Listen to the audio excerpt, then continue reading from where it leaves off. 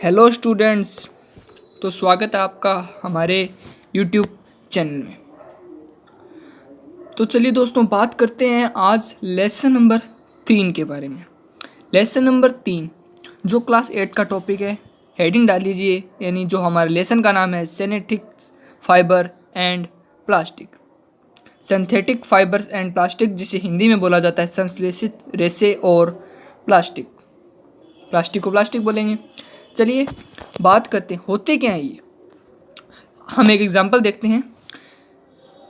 चलिए, हम रोज़ाना विद्यालय पोशाक पहनकर जाते हैं। क्या आपने कभी सोचा है कि यह पोशाक कहाँ से बनते हैं? यह पोशाक कपड़े से बनती दोस्तों, एवं कपड़े रेशों से बनते हैं। और कहाँ प्राप्त होते हैं, तो आइए जानते हैं इन रेशों के बारे में।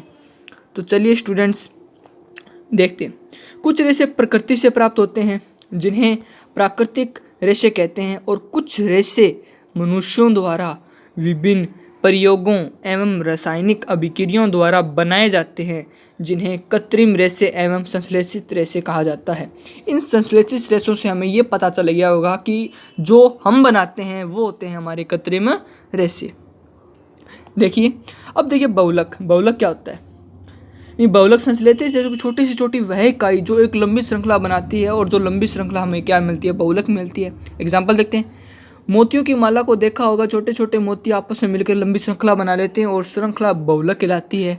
और इसी कारण रेलगाड़ी के छोटे छोटे डिब्बे आपस में मिलकर क्या बनाते हैं? श्रृंखला बनाती है, इसे बहुलक कहते हैं। यानी छोटी छोटी इकाइयाँ आपस में मिलकर क्या बनाती है? बहुलक बनाती है। ये आपको याद रखनी है। देखिए, बहुलक को अंग्रेजी भाषा में पॉलीमर कहते हैं दोस्तों, पॉलीमर कहते हैं। और ये ग्रीक भाषा का शब्द है। पोली शब्द का अर्थ है वो होता है अनेक।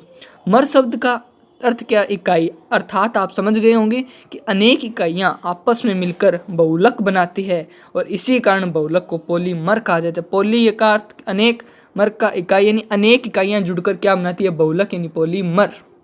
ओके, अब देखिए संश्लेषित रेशों के प्रकार एवं गुणधर्म। हेडिंग डालिएगा, प्रकार और गुणधर्म। तो 1 नंबर है रेयन।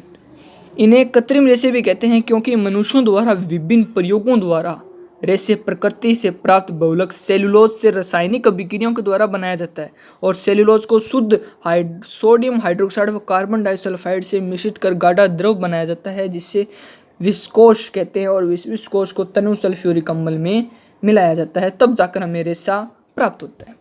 अब देखिए, यह प्राकृतिक रेशा सस्ता होता है और आसानी से बनाया जा सकता है, और इनमें कपास मिलाकर क्या बनाई जाती है? चादरें बनाई जाती है। जो चादरें होती है वो इनसे बनाई जाती है।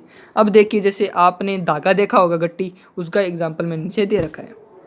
अब देखिए, नए टॉपिक के ऊपर चर्चा करते हैं। तो ब नंबर आप डालिए नायलॉन। नायलॉन क्या होता है? नायलॉन को एडिपिक अम्ल और हेक्सामेथिलीन, ध्यान से सुनिएगा, एडिपिक अम्ल और हेक्सामेथिलीन डाई अमीन से मिलाकर बनाया जाता है, और यह एक पूर्ण रूप से संश्लेषित रेशा होता है। पूर्ण रूप से संश्लेषित रेशा होता है। नायलॉन के विशिष्ट गुण देखिए, यह प्रबल, प्रत्यास्थ और हल्का होता है। बात समझ, हल्का होगा तो अच्छा होगा, आपको पता ही होगा दोस्तों। 2 नंबर बात करते हैं, चमकीला और आसानी से क्या हो सकता है? साफ हो सकता है। इसीलिए कपड़ों में इनका निर्माण किया जाता है, वस्त्र बनाने के लिए इनका काम किया जाता है। तो आसानी से साफ हो जाएंगे, धोएंगे हम, अगर कपड़े धोने वाले साबुन से धो सकते हैं। 3 नंबर, नायलॉन की मजबूती के कारण से चट्टानों पर चढ़ने के लिए जो रेशे बनाए जाते हैं वो इनके उपयोग में आते हैं। चट्टानों पर चढ़ेंगे, जूते चाहिए, रेशे चाहिए, वो इनके उपयोग में आती है। और पैराशूट भी काम में लिए जाते हैं। उदाहरण देखिए, जुराब, तंबू, स्लीपिंग बैग। बताएंगे स्लीपिंग बैग क्या होता है?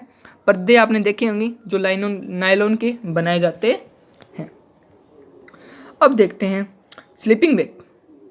सबसे पहले जुराब देखते हैं। आपने जुराब तो पहनी होगी। जुराब नायलॉन के बनाए जाते हैं, क्योंकि जितना खींचोगे उतना ही वो क्या होता है? सही होता रहता है, नहीं ज़्यादा लंबा नहीं होता। फिर देखिए स्लीपिंग बैग, पहाड़ी इलाकों के अंदर सोने के लिए जो व्यवस्था बनाई जाती है वो स्लीपिंग बैग काम में लिया जाती है। इसमें आपको ठंड नहीं लगती। अब देखिए पैराशूट भी आपको समझ में आएगा क्या होता है। पैराशूट आसानी से नीचे उतरने के लिए काम में लीजिए। ये डायग्राम आप नोट कर लीजिएगा स्टूडेंट्स। तो अब बात करते हैं हम आर्लोन की। यह एसीटोनाइट्राइल के बहुलीकरण से प्राप्त होता है, एसीटोनाइट्राइल के बहुलीकरण से प्राप्त होता है और ये रेशा ऊन के समान होता है स्टूडेंट्स, याद रखना।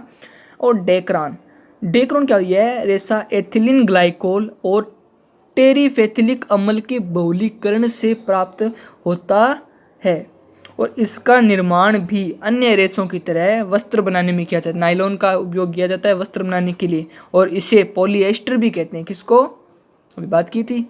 चलिए अब बात करते हैं डेक्रोन व पॉलीएस्टर के विशिष्ट गुण, यानी डेक्रोन के जो कपड़े बनाए जाते हैं, याद रखना। और पहले इनके विशिष्ट गुण देखते हैं। इनमें बने कपड़े आसानी से सिलवटे नहीं पड़ते, यानी सल नहीं पड़ते, मारवाड़ी भाषा में बोलो सड़ पड़ जाए तो वो सल नहीं पड़ते, और यह सीधा रहता है और आसानी से धोया जा सकता